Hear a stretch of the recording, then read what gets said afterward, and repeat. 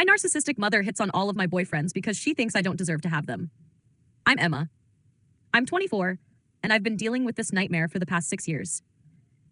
Every single guy I've brought home has gotten the full treatment from my mother. The lingering hugs, the inappropriate comments about how handsome they are, the way she suddenly needs to wear her tightest dresses whenever they come over. But 3 months ago, I finally decided to do something about it.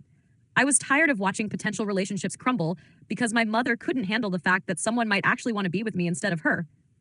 So, I came up with a plan that was either brilliant or completely insane. I was going to introduce her to a fake boyfriend. The whole thing started with my most recent ex, Tyler. He was this sweet, genuine guy who worked as a teacher at the elementary school near my apartment.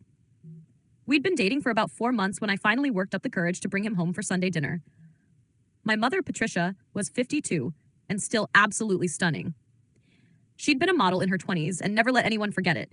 Even now, she spent 3 hours every morning on her hair and makeup routine, worked out with a personal trainer 5 days a week, and had a closet full of clothes that cost more than most people's rent. The moment Tyler walked through the door, I could see the calculation in her eyes.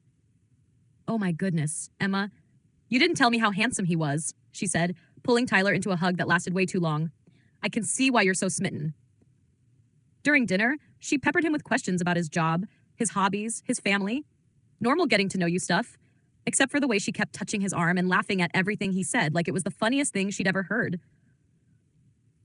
"You know, Emma never brings anyone home," she told him while I was in the kitchen getting dessert. I was starting to worry she'd never find someone good enough for her. When I came back with a pie, Tyler looked uncomfortable and my mother was practically glowing. After he left, she cornered me in the hallway.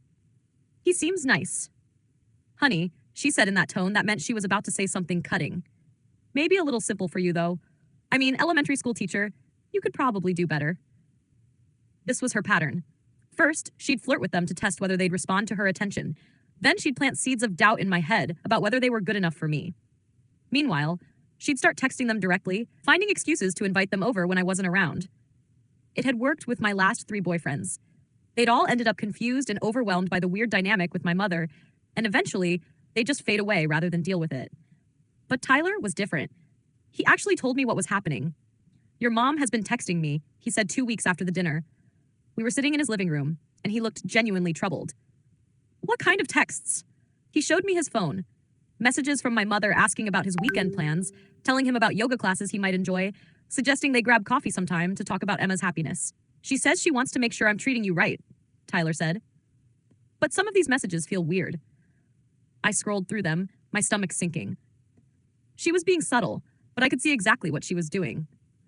Creating a private communication channel, positioning herself as the concerned mother who just wanted what was best for me. "I don't want to cause problems between you and your family," Tyler said, "but this feels inappropriate." "It is inappropriate," I said, "and I'm so sorry. This is exactly why I don't usually introduce guys to her." "Has this happened before?" "Every single time."